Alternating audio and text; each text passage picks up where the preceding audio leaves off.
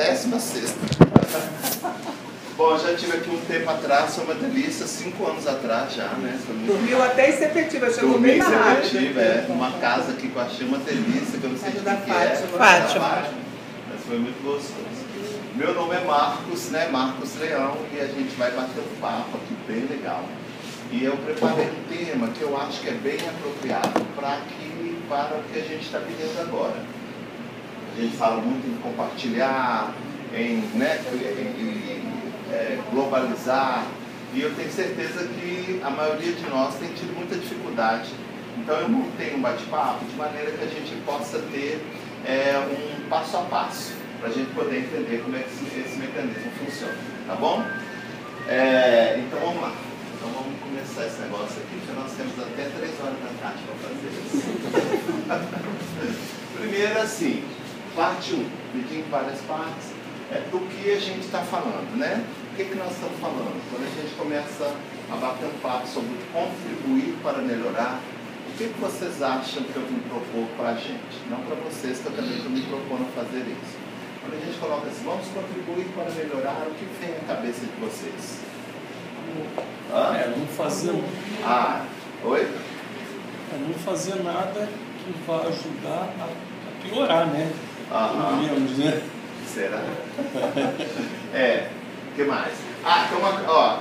Para quem não me conhece, eu tenho uma coisa assim, eu não dou conta quando eu faço uma pergunta, a pessoa fala assim, isso, sabe? Fala assim, que cor que é essa parede? Branca. Eu já vi que é branca. Mas o que mais? Né? Porque uma das coisas legais que o mundo nos estimula é a gente desenvolver uma característica que a gente contribua com mais eficiência dentro do nosso potencial, tá bom? Então a gente vai fazer com que as coisas se modifiquem para melhor, é óbvio.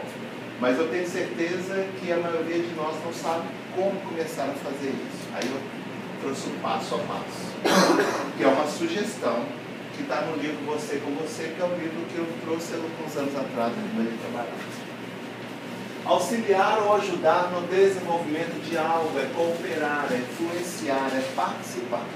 Então, quando a gente fala assim, contribuir para melhorar, nós vamos então nos colocar à disposição para a gente poder fazer alguma coisa que agregue valor, que coopere, que modifique, que dê ali a nossa marca, a nossa digital, como algo que seja positivo.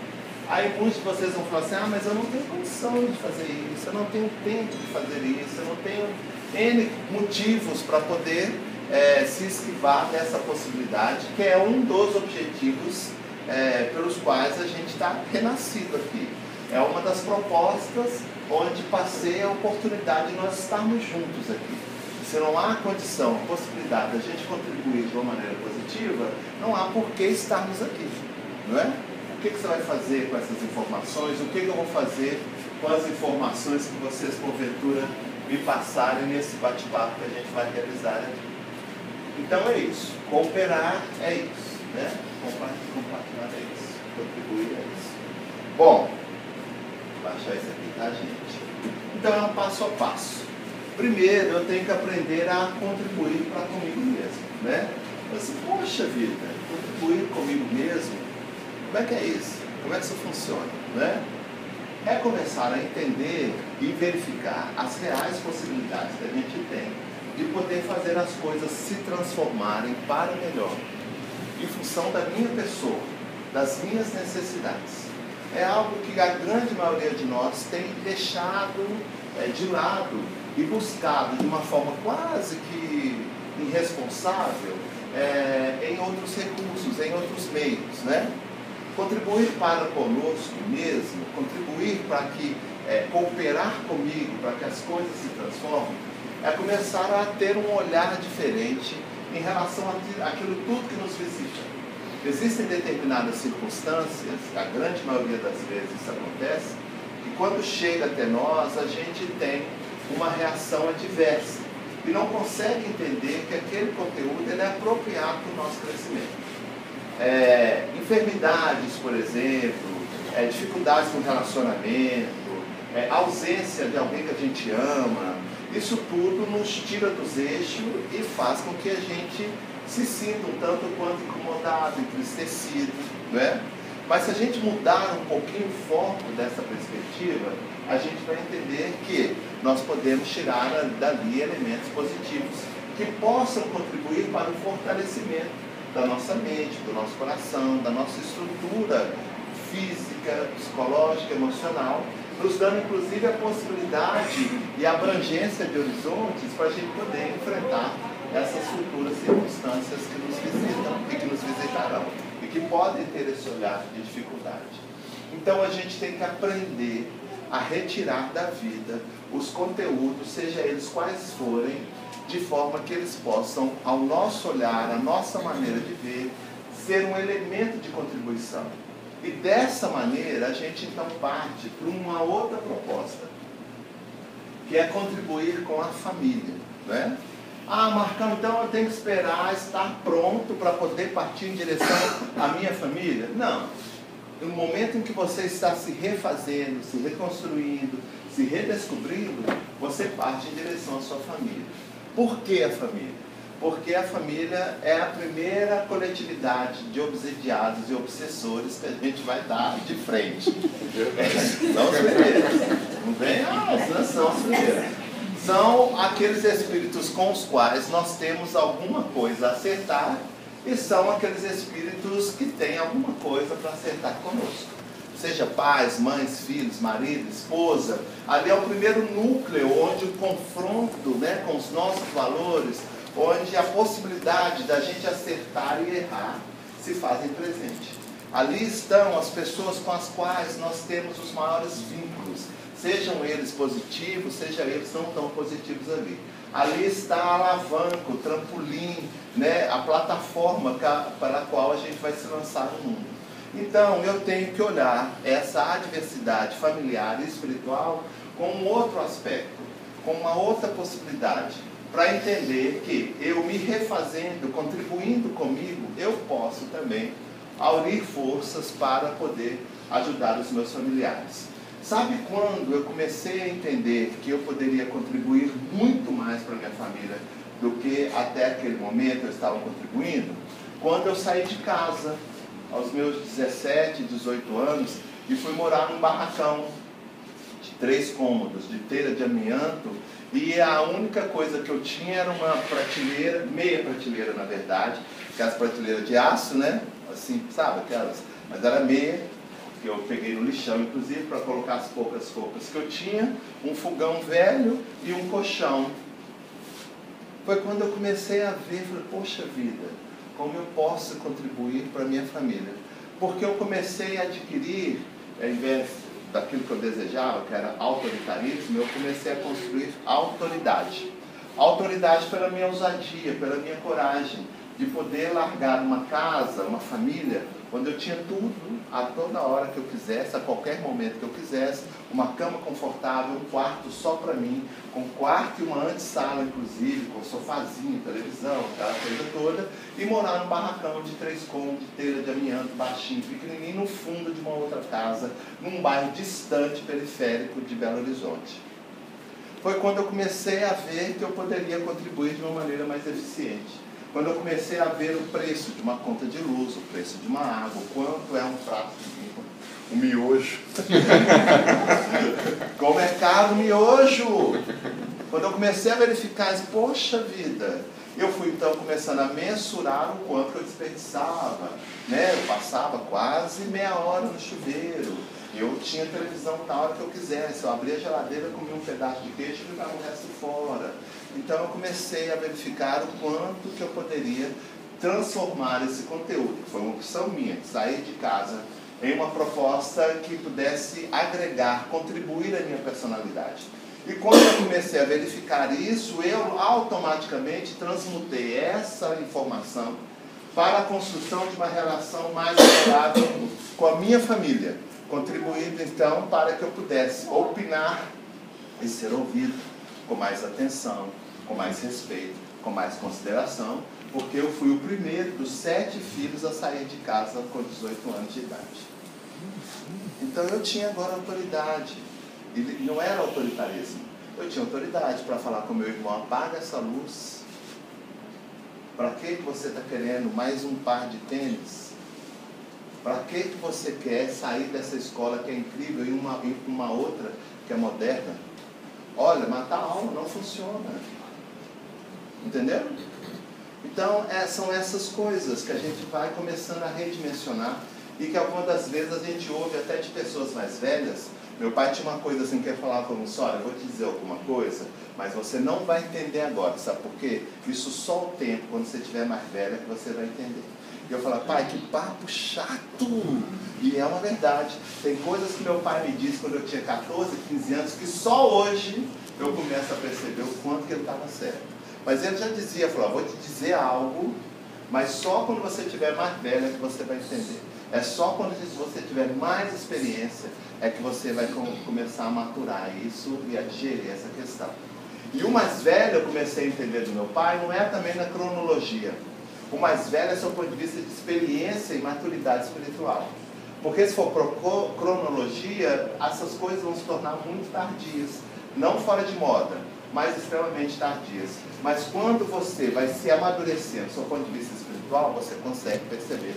Porque o conteúdo que essas pessoas trazem não é apenas de experiência de vida, mas é de vivência do seu ponto de vista de moralidade. Então, a gente pode começar a contribuir com a nossa família a partir do momento em que a gente dá um chute inicial, para começar a reverter as situações que estão à nossa volta, fazer uma leitura diferente e tirar dali um conteúdo que agrega em mim possibilidades novas, né? Então, a partir disso, nós vamos começar a contribuir para a comunidade, né? Principalmente nessa comunidade ensandecida da qual a gente faz parte, onde todo mundo quer direitos, né? O negro, eu negro quero direito, o LGBT quer direito, as mulheres querem direito, os políticos querem direito, todo mundo quer direito. Mas a gente não quer contribuir com os deveres. Nós temos deveres, moçada. Nós temos deveres, por exemplo, igual a gente viu agora, de não parar o carro no meio da rua, igual a gente viu ali alguns minutos atrás, descer do seu carro numa via de mão dupla, estreita, parar seu carro no meio da rua, descer do seu carro, ligar a seta de alerta e conversar com outro carro, que está no carro, como se ele estivesse na sala da casa dele. E aí você buzina, ele te manda para aquele lugar.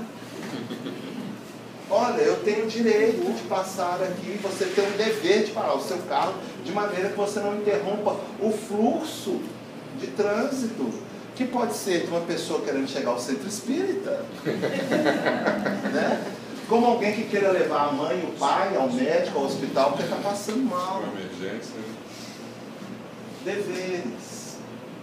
Então a gente pode começar, a partir do momento que a gente contribui para conosco mesmo, depois a gente parte em relação à nossa família, a começar a usufruir dessa possibilidade de existência dentro da nossa coletividade, dentro da comunidade.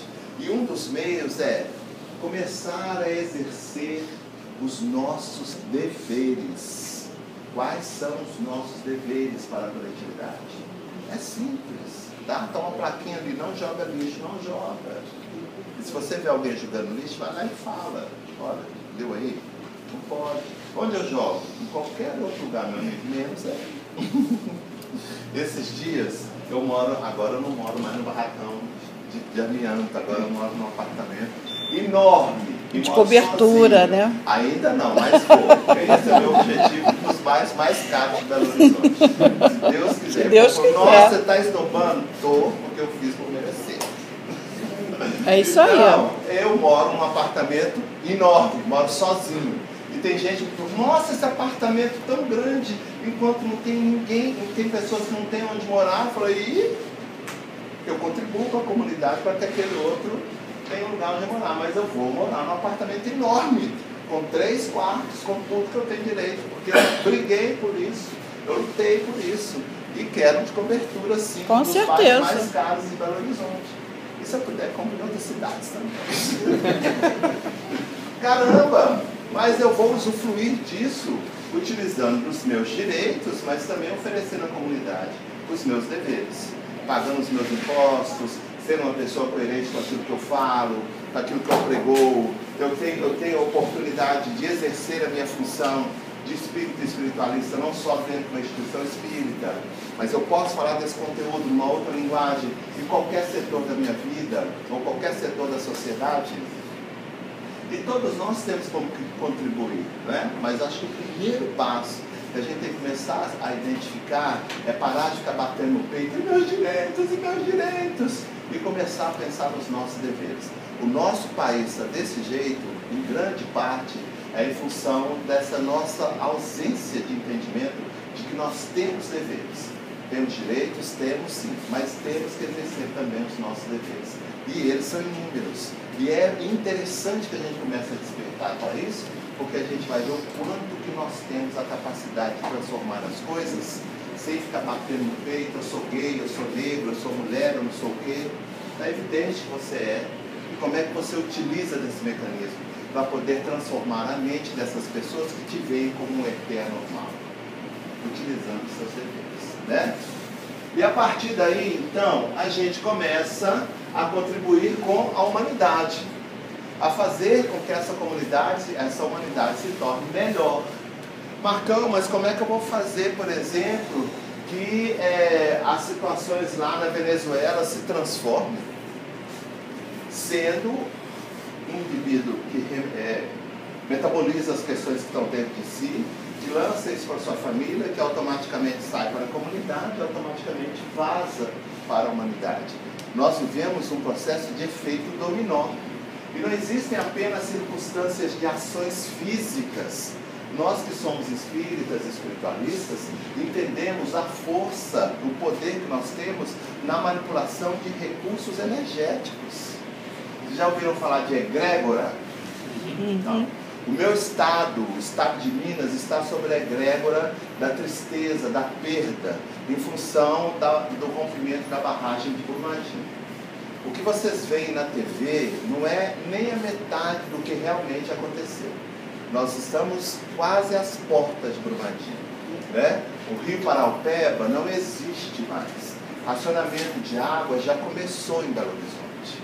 Bairros como onde eu moro hoje, que é o Padre Eustáquio, tem falta d'água 2, 3 dias. Isso é o mínimo. Nós descobrimos a partir disso que Minas Gerais tem barragens para dar e vender. E Poços de Caldas, uma das cidades mais lindas do meu estado, Minas Gerais, tem uma barragem de resíduo tóxico, radioativo, que é bem pior do ponto de vista de desastre do que aconteceu com Brumadinho. Em Raposos, que faz parte da grande Belo Horizonte, tem uma outra barragem que eles já retiraram 3, 4 vezes a população daquela região. Onde Robson mora, né? 2 condomínios antes onde Robson mora, Nova Lima, tiraram. Se essa barragem romper, ela vai para o Rio das Velhas. Se ela for para o Rio das Velhas, ela é bem maior que a de Brumadinho, Belo Horizonte não tem mais água. Então, Belo Horizonte, Minas, está sob uma egrégora de tristeza, de perda, de insegurança. E não estou fazendo aqui terrorismo, é a realidade, o que vocês não veem na TV. E como é que a gente muda isso? Primeiro é trabalhando todas as questões aqui do ponto de vista físico. Mas nós podemos mudar isso num processo de emissão energética mental. Porque existe uma coletividade de seres desencarnados que usufruem dessa nossa tristeza, desse nosso medo, dessa nossa insegurança, dessas questões que nos tiram dos eixos. Mas existem também uma coletividade de seres que trabalham na exasperação da nossa potencialidade enquanto co-criadores. E a gente tem que se apoiar em cima desses caras. E como é que eu falo isso? Primeiro é dizendo, gente, o que vocês estão vendo aí não é nem um terço do que na verdade aconteceu. Porém, a gente tem na nossa mão um mecanismo, uma ferramenta que pode auxiliar esses gestores siderais, né? Gestores da luz, a reverter essa questão. Como, Marcão? Fazendo as nossas orações, emitindo, né, vibrações positivas para que isso possa se agregar a uma egrégora que suplante essa egrégora ruim de tristeza.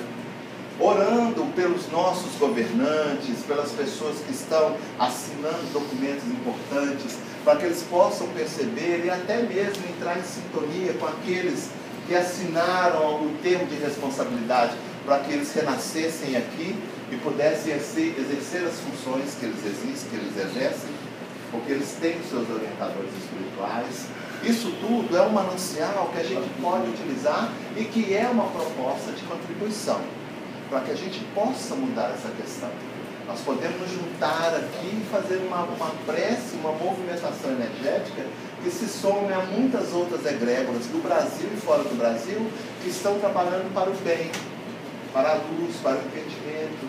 E essas questões vão respingando como gotas de chuva em cima da mente, das estruturas emocionais desses seres. E à medida que eles abrirem ressonância para isso, vão modificando essa estrutura, clareando essa proposta de vida. Até aí tudo bem? Viram como nós somos bam? Eu disse para vocês. Então é eu, você e nós, tá?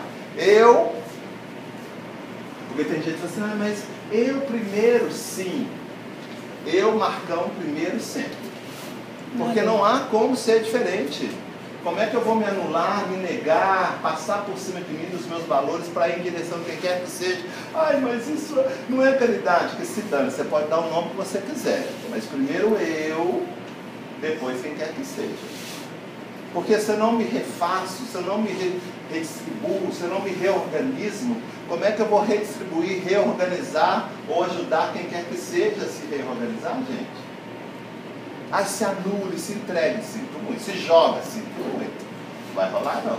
Me jogar, eu posso me jogar, eu te seguro. Não. Vou. Primeiro eu. Primeiro as minhas questões a resolver. Ah, mas então você vai estar aqui. Existem alguns momentos que sim. Existem alguns momentos que você tem que se retirar. Né? Jesus não fazia isso? Quando a coisa estava apertada, eu disse, não, eu preciso me reorganizar. Eu não vou ter como falar com essas pessoas de uma maneira apropriada se eu não colocar as minhas ideias acertadas, porque senão eu posso complicar essa proposta pedagógica que eu vim trazer para esse povo. E também abrir mais experiências, porque eu também sou um espírito que estou em progresso. Estou dando luz desse povo, mas eu estou progredindo. Então ele se retirava, jejuava, entrava em contato consigo mesmo, com as suas questões bem resolvidas, elaborava aquele projeto divino de educação moral, cósmica, aí depois ele voltava. Gente, é assim, assado. E aí, depois que ele fazia o você, ele chamava o você, agora vamos formar o nós. Vamos fazer o nós aqui.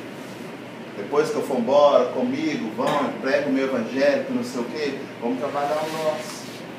Então, ele é eu, você e depois o nós, né? E aí o Calunga no livro Você com Você, ele coloca algumas coisas legais que eu vou pular aqui. Aliás, somos luz e sombra, que é a parte 2, né? Qual o processo que nos circunda? Quando você liga a televisão de manhã, o que você ouve em primeiro lugar no jornal? Depois do bom dia. Só coisa complicada, né? Só coisa desafiadora. Só coisa que não é. No final eles falam assim: bom dia.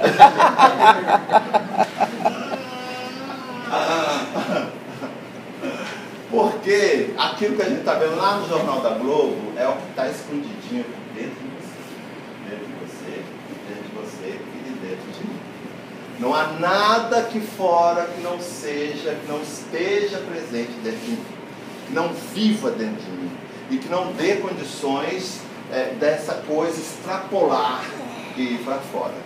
Todos nós temos o nosso lado obscuro, gente. Todos nós temos o nosso lado negro da força. Não pode ser negro mais não, né? Correto, politicamente, né? Nós temos um lado afrodescendente. Isso, Uma chatice. E aí, coisa chata, né? Não, chatice. Mas enfim, vamos pular essa parte. Todos nós temos aquele povo que chega assim. Vamos supor que tivesse me anunciado, né? Aí eu falava assim. E com vocês, Marcão. Isso, meus irmãos, que a paz de Jesus esteja em vossos corações. Eu estou aqui, humildemente, para falar às suas almas.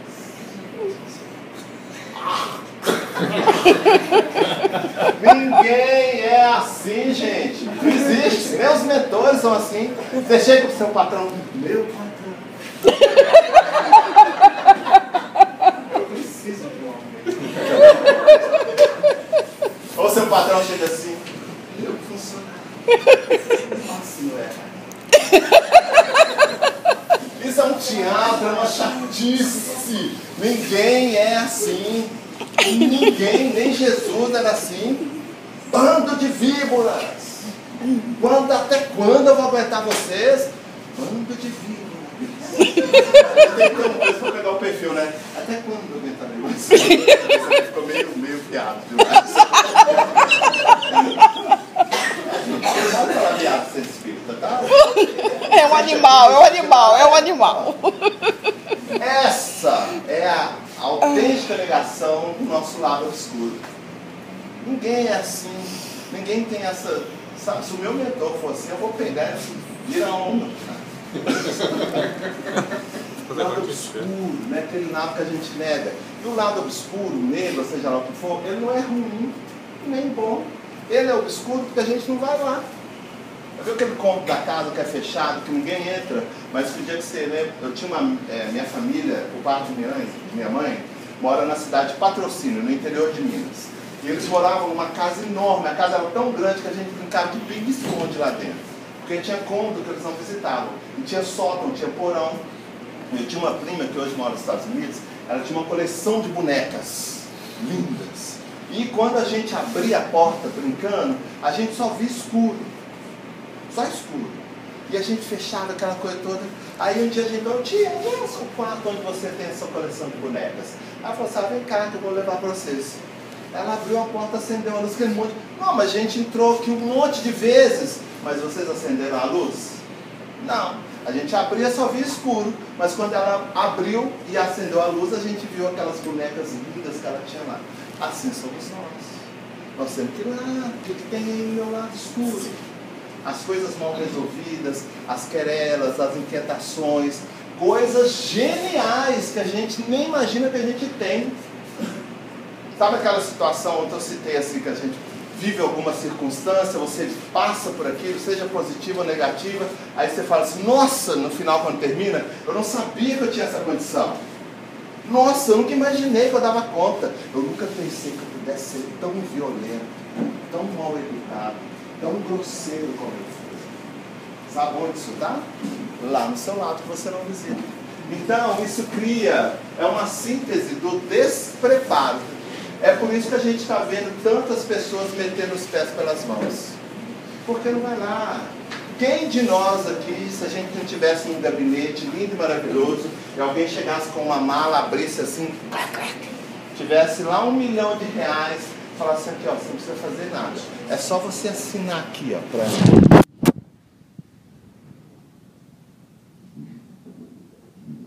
Ninguém tá vendo.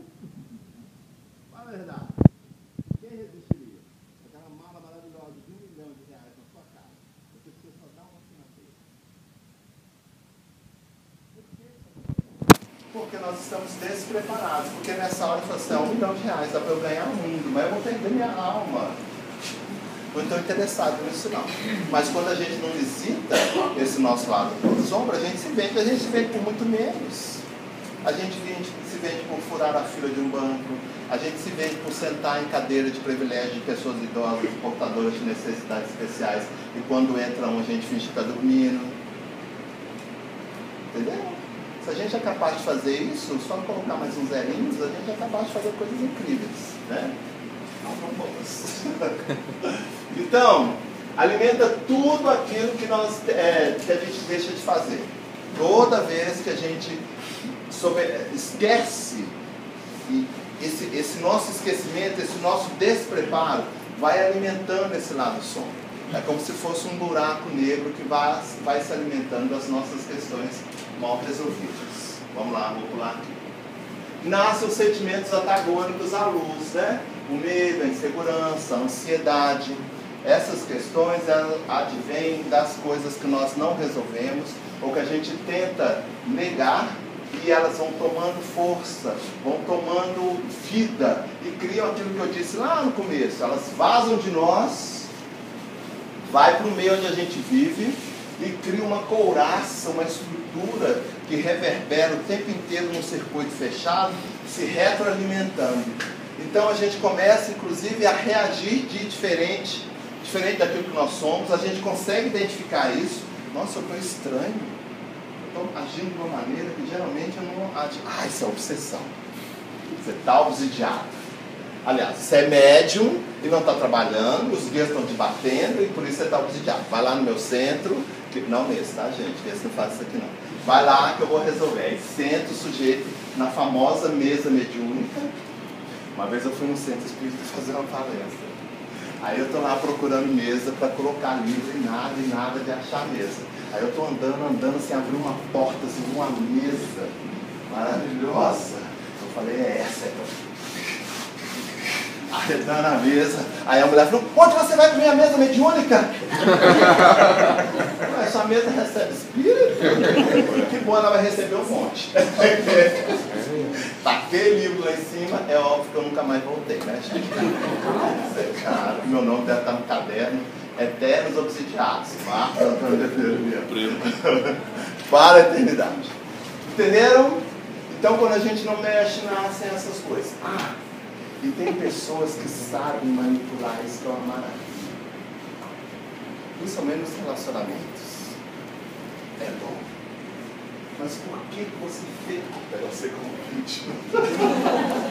Mas por que você fez isso comigo? Eu sempre te amei. Te dei os meus melhores anos e é assim que você me paga.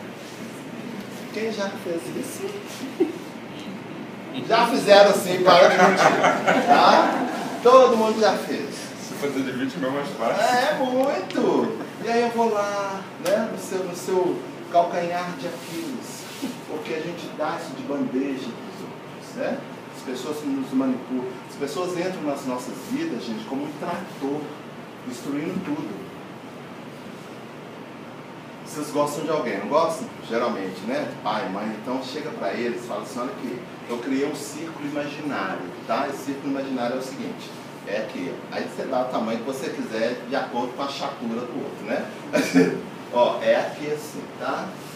Esse é o nível da nossa relação. Daí para fora, você pode chegar, vir, conversar. Daqui para dentro, você não põe o pé. Porque é a minha relação comigo. São as minhas coisas. Se você adentrar para cá, eu vou ter uma enormidade de reações que eu nem consigo enumerar. Porque eu não sei em que estado de espírito eu estarei quando você fizer isso. Então, para a gente evitar conflito, aqui está o limite. Eu te amo, eu te adoro, seja lá o que for. E por favor, me mostre o seu limite. Me mostre até onde eu posso ir nessa nossa relação. Até onde eu posso intervir, até onde eu não devo intervir. Para que a gente tenha um mínimo de contratempo. E se porventura nós tivermos contratempos, a gente tem uma sensação tão próxima de respeito que a gente vai resolver isso no diálogo e não na porrada. Né? É o que falta hoje, por exemplo, nos homens que se acham dono das suas mulheres e quando elas entendem dar outros voos, ele fala assim, você é minha propriedade e já que você está querendo ir embora, eu vou te matar. Primeiro eu vou te bater.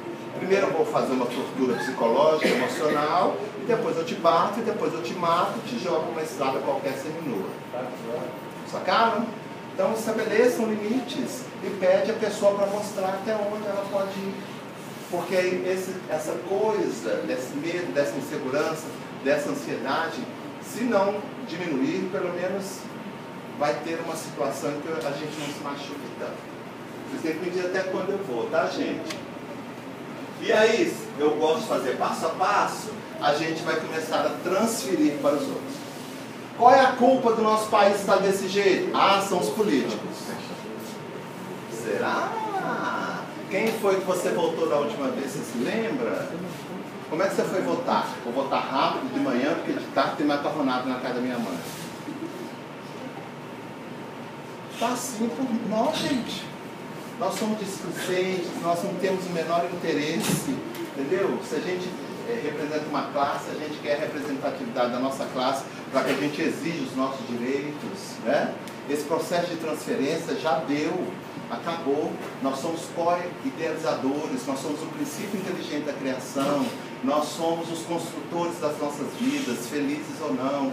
Nós vamos colher os resultados da nossa displicência ou não, não tem outro jeito. A gente tem que assumir uma postura mais consciente, não só nesse patamar, mas em todos os outros aspectos da nossa vida. Já passou da hora. Já passou a hora da gente ficar sentado em banco de centro espírita, em banco de igreja, só recebendo, recebendo, recebendo. Que hora que você vai contribuir? Que hora você vai começar a fazer as mudanças que você tanto anseia, sem esperar? De mim, ferrou-se, porque eu sou tão inferior quanto qualquer um que esteja aqui. Eu tenho dor de barriga, minhas contas estão atrasadas, tem coisas que eu meto os pés pelas mãos. Tem algum guru nesse mundo? Não tem. Todo mundo é infalível, todo mundo é falível. Ah, o Chico é falível. Ah, Emmanuel é falível. Ah, André Luiz é falível. Está todo mundo ferrado. Andaram um pouquinho mais, mas estão ferrados, tanto é que estão vinculados à Terra. Sabem um pouquinho mais, sabem? Podem opinar? Podem, mas é a opinião deles. A opinião deles talvez não caiba na minha vida. Assim como que eu estou dizendo agora, talvez não caiba na vida de vocês. Sacaram? Mas a gente tem que começar a assumir as nossas responsabilidades. Ah, mas eu já sou muito velho. Ah, mas eu já sou muito novo. Não existe isso. Nós estamos aqui inseridos nessa proposta. E a gente já vem com uma história pretérita. Nós não somos fulano de tal. Falei isso ontem. Eu estou Marcos. Mas já estive Maria, já estive Joaquim, já estive Pedro. Estarei não sei o que no futuro. E essa somatória do meu passado é que me faz apresentar para vocês estando Marcos. As coisas boas que eu aprendi e as coisas não tão legais assim. Então vocês não são fulano e ciclano. Vocês estão. E a gente tem que se apoiar nas aquisições que a gente fez. E nas quedas que a gente experimentou. Mesmo que a gente não saiba. Mas elas fazem parte da nossa personalidade. São elas que nos fazem olhar os olhos sobre o nosso enfoque. Né? Então, quando a gente não faz isso, vem a terapia da transferência. A gente culpa os outros. E aí, a gente começa a se autopunir, né? Então, a baixa autoestima. Ai, mas ontem mesmo, nós fomos tirar foto com uma menina, ela virou pra gente, falou assim, tira foto de mim daqui pra cima. Eu falei, então não tiro foto com você. Por quê? Por que você tira foto daqui pra cima apenas? É porque eu sou muito gorda. E daí? Ué, quem conhece ela na forma, eu não me amo. Não, e daí? Cadê ela mesmo, o complexo dela? Minha filha, existe gente gorda, existe gente magra, existe gente alta, existe gente baixa. Se gostarem de gordinhas, quem sabe você não arruma um pretendente. Se não gostarem, o problema é de quem não gostou. Vamos tirar foto de corpo inteiro. Baixa a autoestima. Uniformiza tudo, né? Quem é que... Tá, mas só para brincar um pouquinho. Meninas, né? Hoje é branca, é negra, é tudo cabelo lisinho, né? Uma vez eu fui no centro, vocês lembram quando eu vim aqui, eu tinha um cabelo black power. Aí eu cortei para dar uma arrumadinha, mas uma vez eu fui no centro espírita, não sei se eu contei para vocês, não vou contar. E a presidente do centro virou para mim, você não pode dar palestra aqui. Eu estava com aquele cabelão, uso cabelo duro. Por que eu não posso? Porque o seu cabelo não é kardecista. Assim mesmo. Eu perguntei, bom, cabelo kardecista, eu já li as obras básicas de cima para baixo, nunca ouvi falar nisso.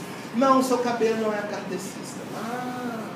Você está querendo dizer que o meu cabelo, da minha etnia, não é bem-vindo aqui no seu centro espírita? É, mas que engraçado, você é negra como eu. Seu cabelo é crespo como o meu.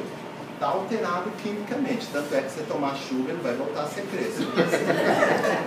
E sou eu, o original, que não posso entrar. E a falsa pode ser presidente do centro espírita. Quer saber? Sou eu que não quero mais fazer palestra aqui. Peguei o microfone e falei.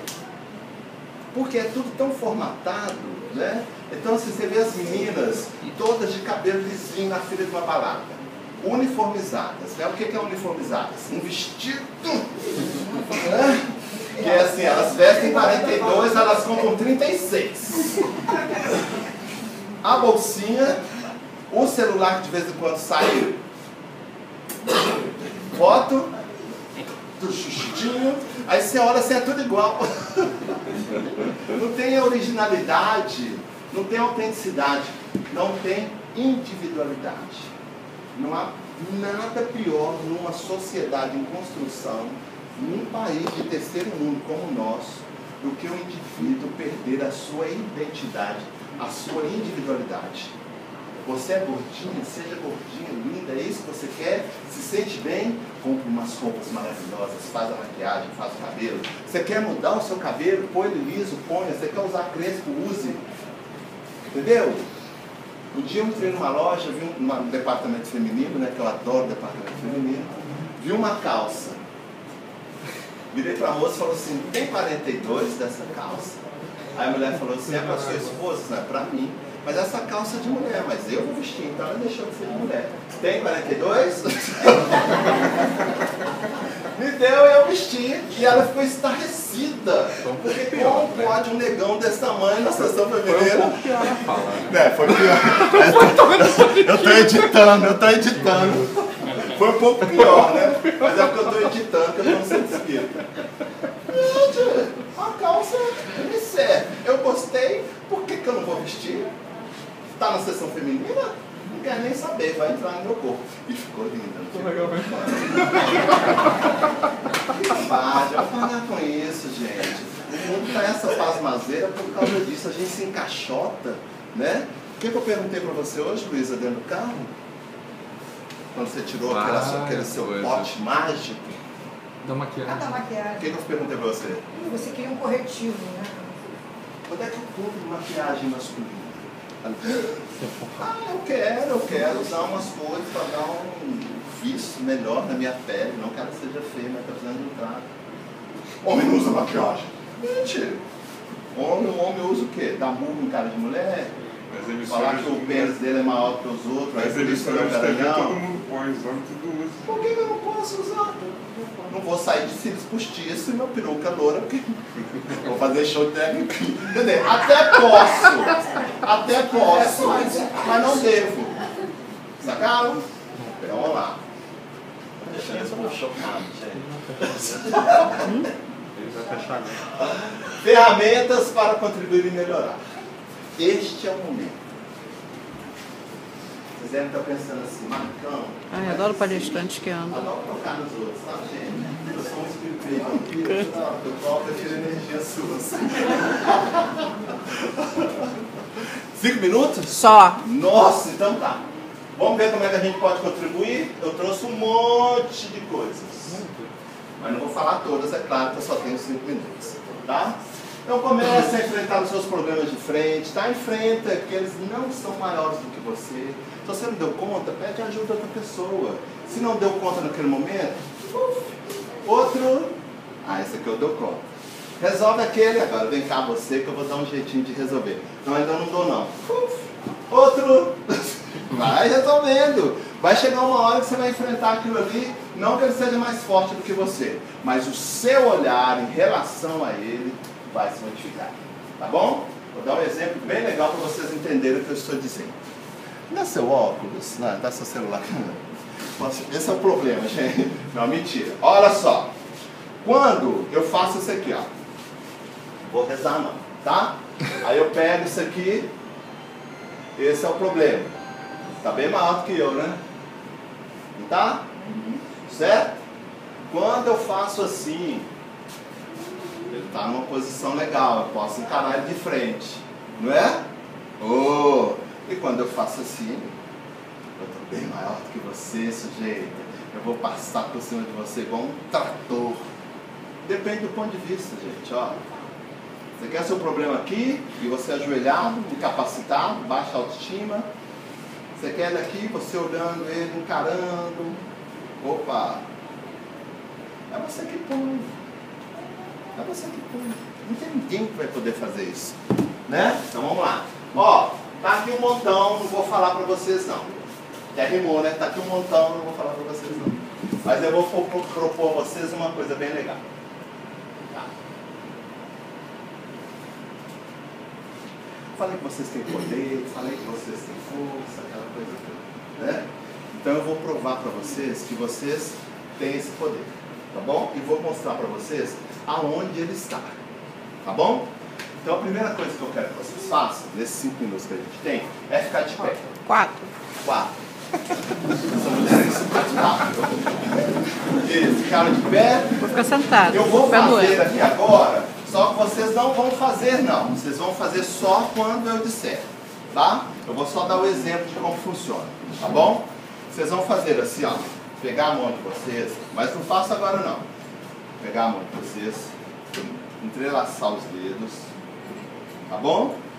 Fazer isso assim, ó. E segurar. Até o que eu pedi para vocês fazerem. Tá bom? Tá certo? Então é assim. Vocês vão ficar assim, entrelaçar os dedos e fazer assim. Certo? Com o braço bem esticadinho. Tá bom? Calma. Ansiosos, nervosos. Então beleza. Então, vamos começar nosso bate-papo e vocês vão seguir tudo aquilo que eu propuser. Vamos começar? Então vamos. Vamos, pode fazer. Isso. Eu quero que vocês olhem bem fixamente para um dos seus dedos aqui da frente. Eleja qualquer um deles e fixe a sua mente num dos dedos aqui da frente. Fixe os seus olhos no dedo aqui na frente. Eu quero que vocês imaginem que a partir desse dedo que vocês estão fixando, começa a se espalhar uma cola muito forte, uma cola muito resistente. Uma cola que vai espalhando pelas suas mãos, que vai espalhando pelas palmas das suas mãos, vai tomando as suas mãos por inteiro, espalha pelos seus braços, antebraços, cotovelo, e vai colando os seus dedos uns nos outros nas palmas da sua mão.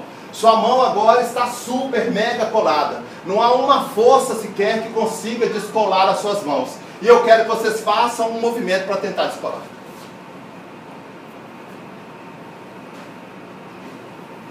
Agora descola.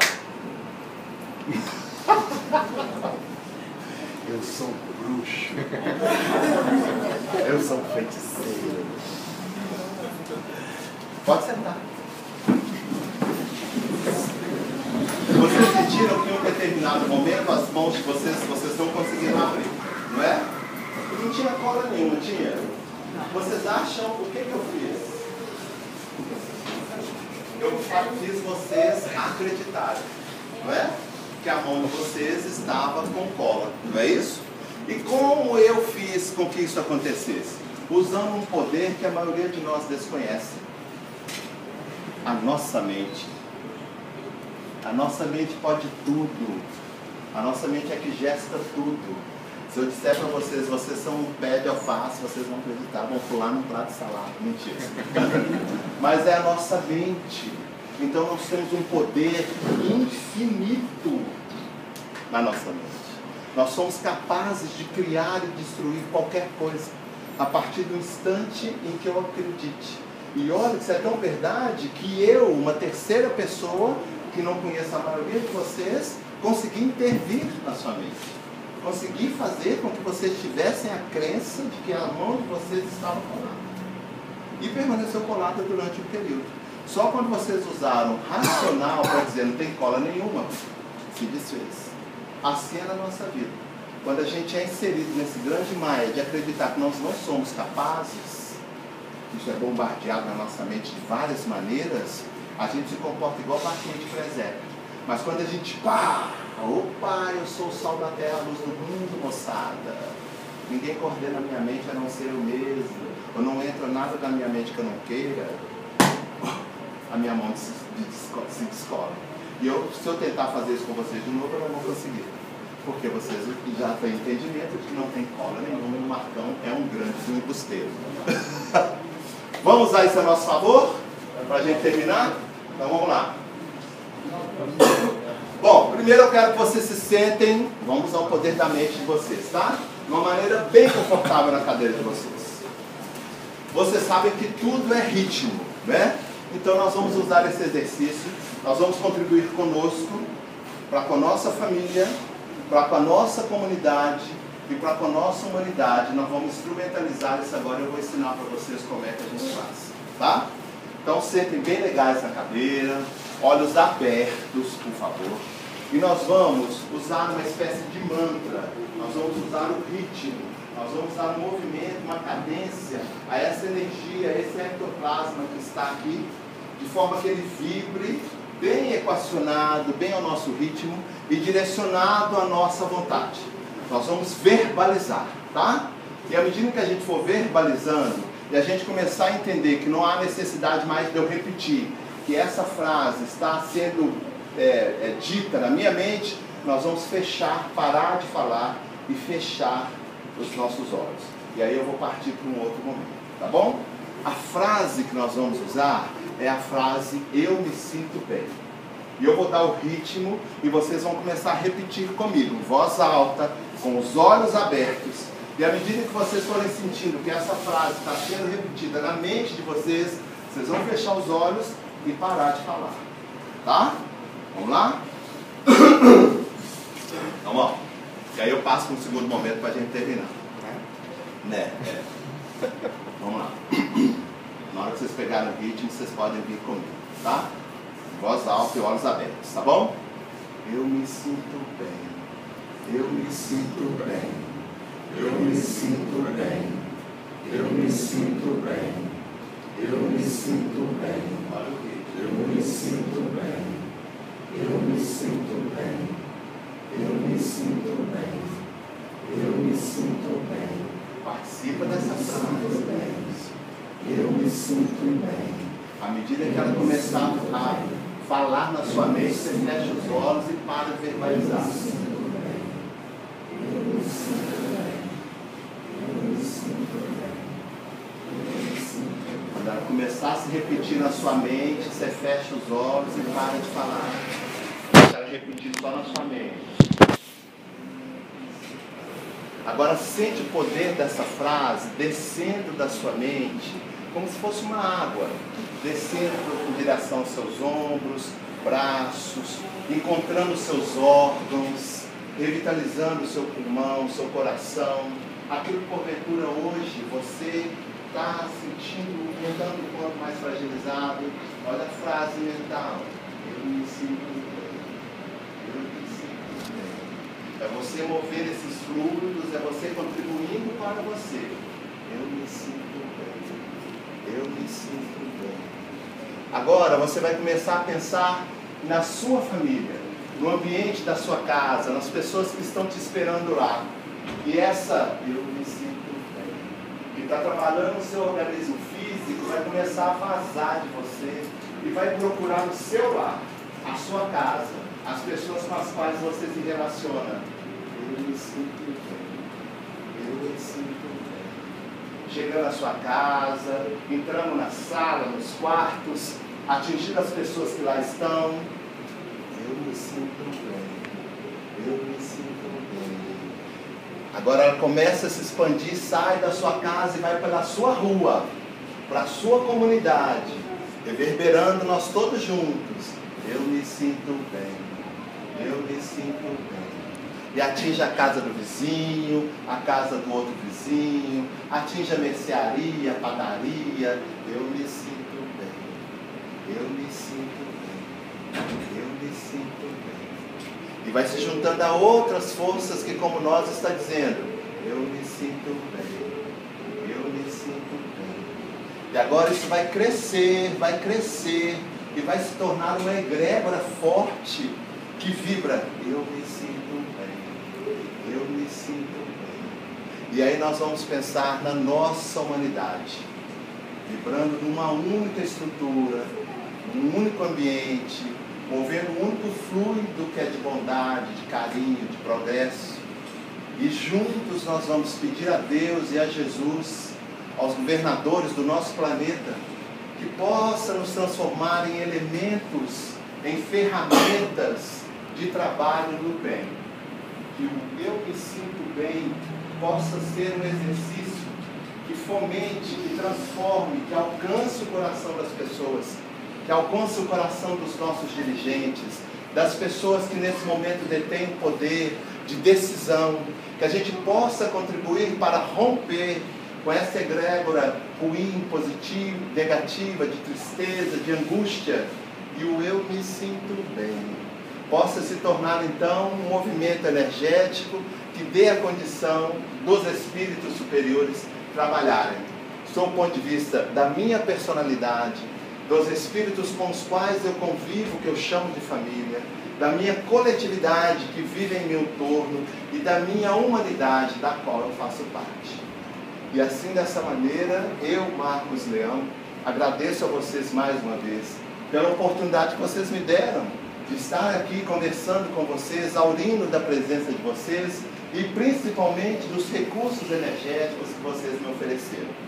Eu vou sair daqui uma pessoa melhor, diferente, mais forte, porque eu tenho certeza que é isso que vocês estão emanando a partir desse momento. E peço a Deus que essa energia que vocês criaram a partir da sua vontade, a partir da sua mente, possa ser a energia que passa a reger as suas vidas individuais, familiares, coletivas e mundiais. Que Jesus nos abençoe. Muito obrigado por vocês virem aqui. E até a próxima, se Deus quiser. Passei da hora.